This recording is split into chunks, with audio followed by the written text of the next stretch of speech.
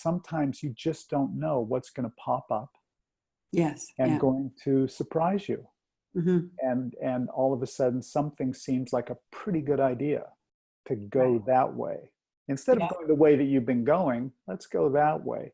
Right. And what I realize is in some senses that's a good thing, because you're moving into discomfort, and I'm Mhm. being comfort.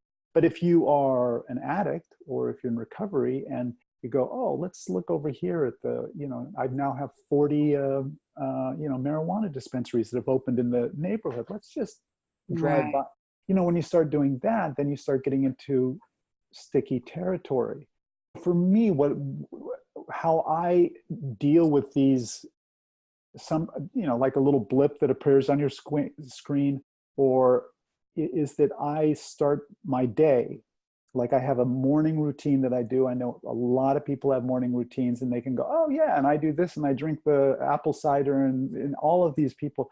But for me, if I start off by doing something slightly physical, even doing some push-ups just to get my body, get a sense of awareness of my body and where I'm at physically, and then sit down and do a little bit of reading. For me, that's just a great way to kind of start the day, and to kind of, you know, a lot of people say, I'm going to own the morning.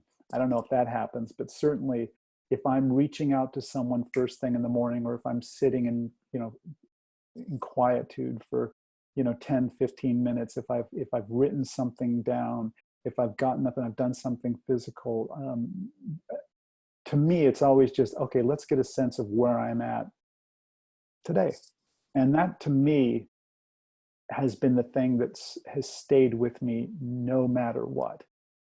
And this last, I'll call it a blip, that I had, it was always there. I was doing every single morning, and I think that that's what made things shorter and less caustic and less.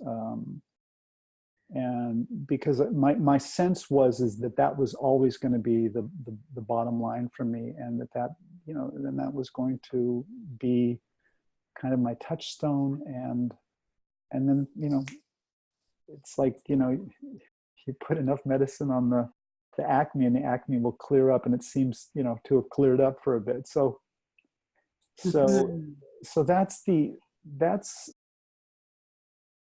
whenever I talk to anyone who's thinking about recovery, or they're sober and they've been sober for a while, a lot of times it's just the strangest thing is that people will say, oh, I don't, but they'll say, what do you do? And I go, well, I do this, this, and this. And they go, oh boy, I really tried that, but I don't, I can't do that. Or I've tried that, I can't do that. But I go to meetings every single day. And I go, okay, that's great. Mhm. And so I think just, and I know that you have like a wide range of people on your conference, and I've also attended some other online conferences where it's not just one thing. Everyone's got their way of putting something together.